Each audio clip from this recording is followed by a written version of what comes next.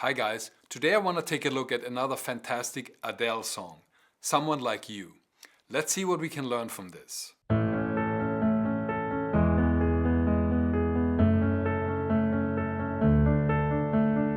Okay, we're dealing with a piano ballad, and the piano ballad is one of the most common tropes in pop music. So the question is always, how do we make sure that what we play doesn't sound like a tired, predictable cliché?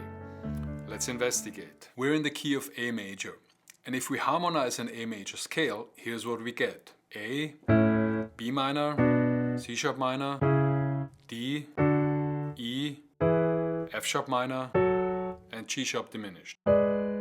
These are all the diatonic triads we can derive from the key of A major. And it turns out Someone Like You contains all of these, except the G sharp diminished, which is no surprise because diminished triads are pretty rare in pop songs. But all the other ones, 1 major, 2 minor, 3 minor, 4 major, 5 major, and 6 minor are very common in pop music chord progressions. So first, let's take a look at how they voice these chords throughout the song. And I'm just talking about the voicings here, not the actual pattern they play. We'll get to that in a minute. The most obvious way to play a triad is as a 3-note chord in the right hand, either in root position,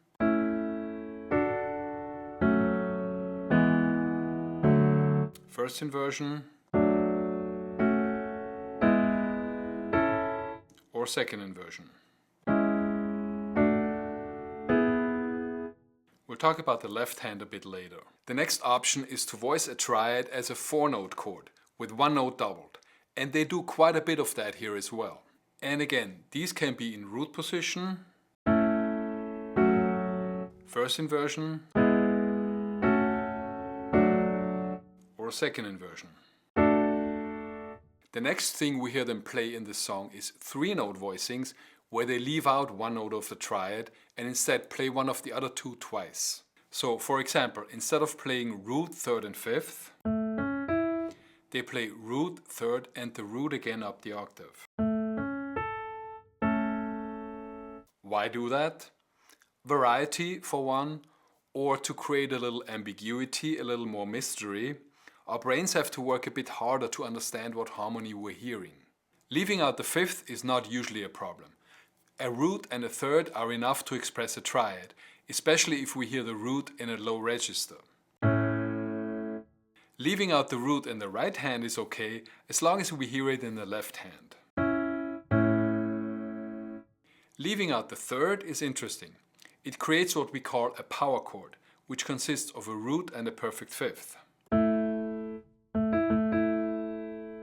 Now, if we have no context, if we just hear a power chord out of the blue, it's unclear whether the implication is major or minor.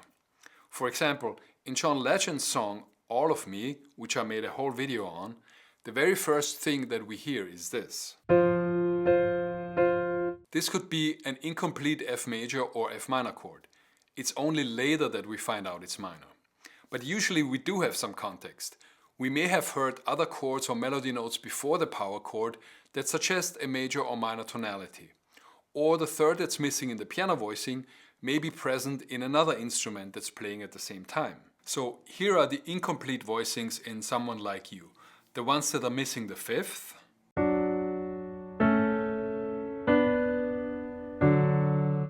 the ones that are missing the root, and in all these cases the missing root is played by the left hand.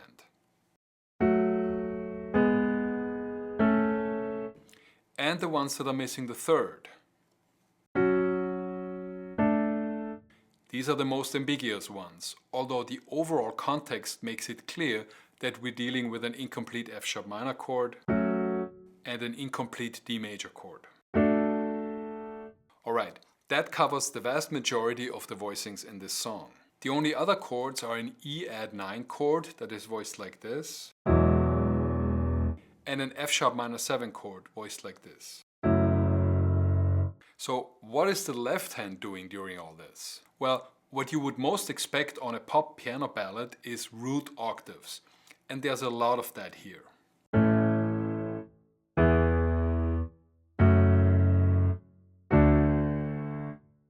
There's also a few occasions where the left hand octave is the 5th of the chord,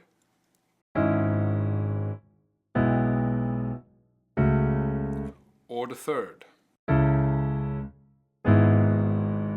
As a quick side note, when we think of inversions, we have to be very precise as to what exactly we're talking about. For example, if I play this, that's a D major chord in second inversion.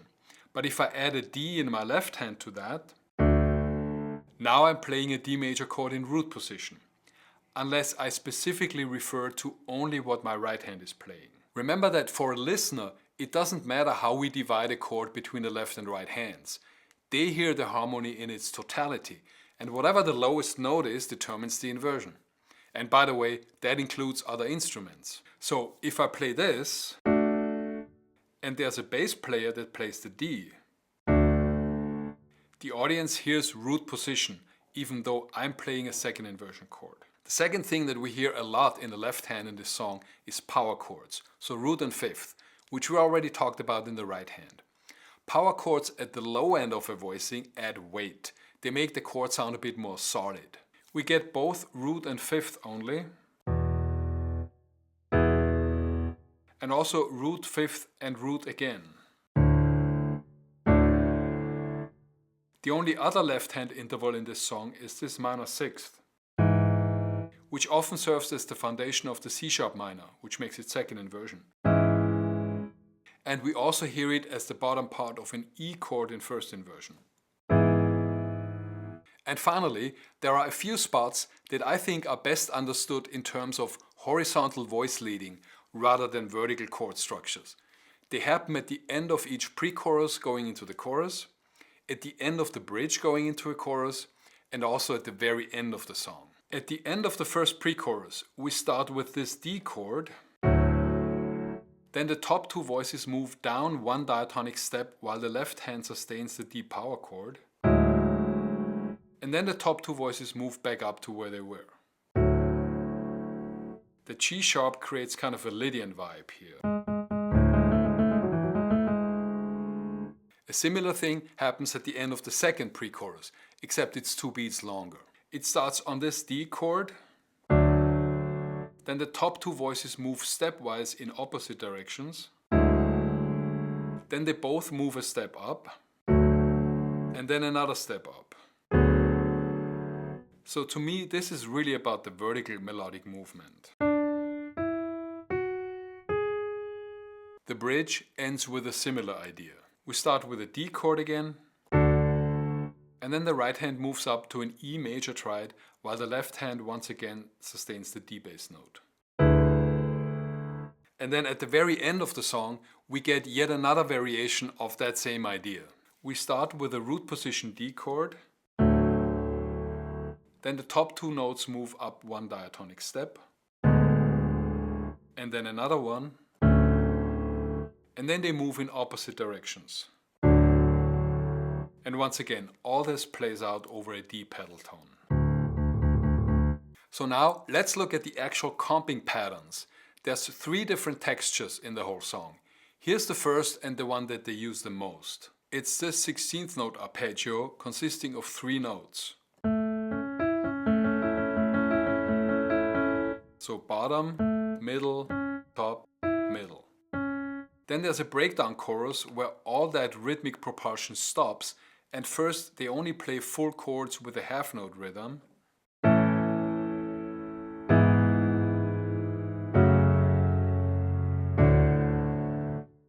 In the second half of that chorus, the momentum picks up a bit again, and they play this interesting 8th note pattern.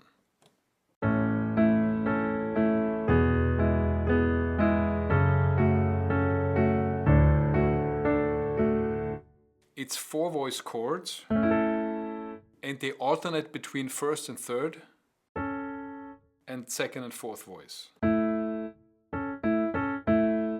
after that, they go back to the 16th note pattern for the rest of the song.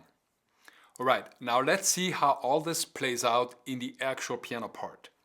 And you can download my transcription of the whole song with the link down below. Here's the 4-bar intro.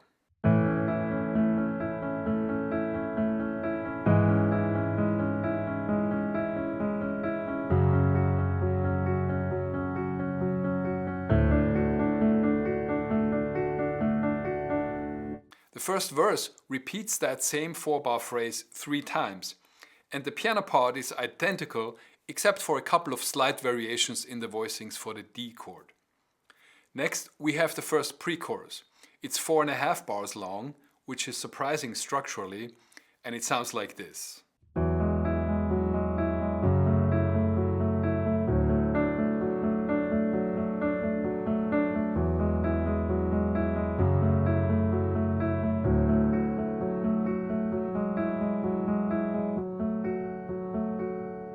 And then we get to the chorus. Notice that the voicings here are just a bit higher in range, which contributes to the lift you want in a chorus. And again, there's a bit of a structural surprise. It's 10.5 bars long, instead of the 8 or 12 you would usually expect. Here's the first chorus.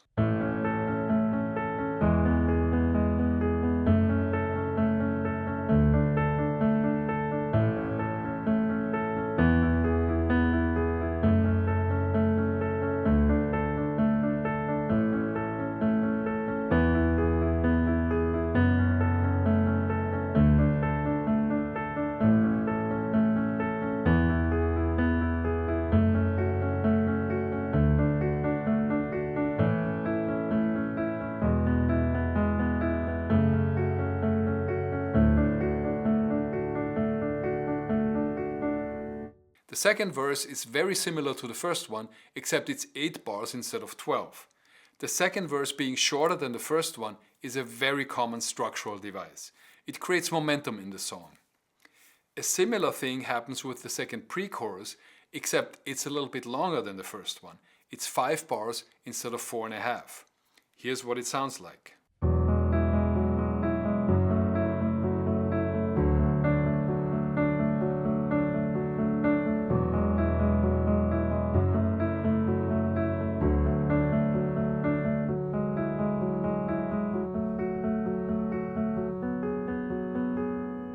The second chorus is just 8 bars long. Instead of that 2.5 bar extension at the end of the first chorus, this one leads straight into the bridge after 8 bars. And speaking of, the bridge is 5 bars long.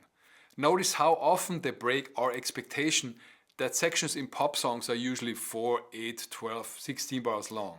Here we have a 4.5 bar section, 2 5-bar sections, a 10.5 bar section, and a 14.5 bar section. But because the songwriting is so good, it all sounds perfectly natural. So here's the bridge.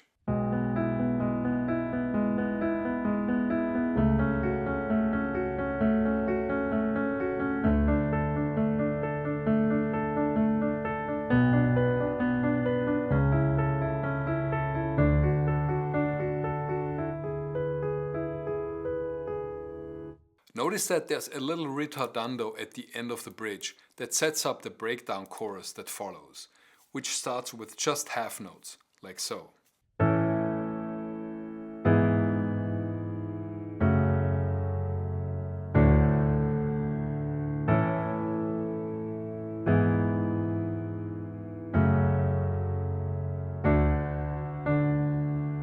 After 4 bars, they go to eighth notes.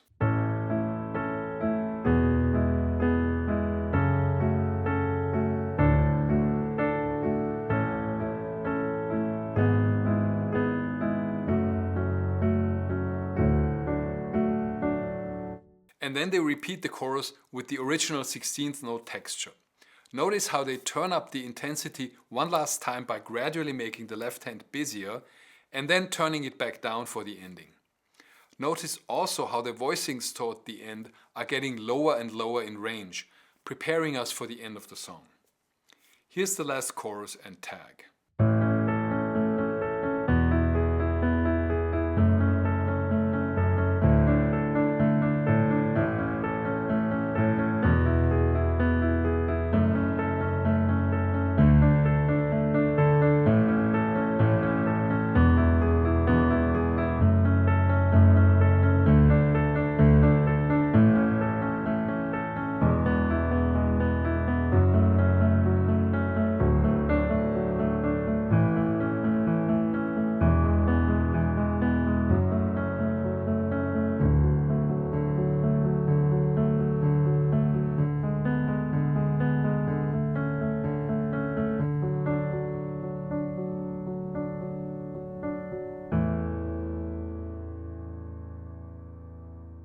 And that's it for today.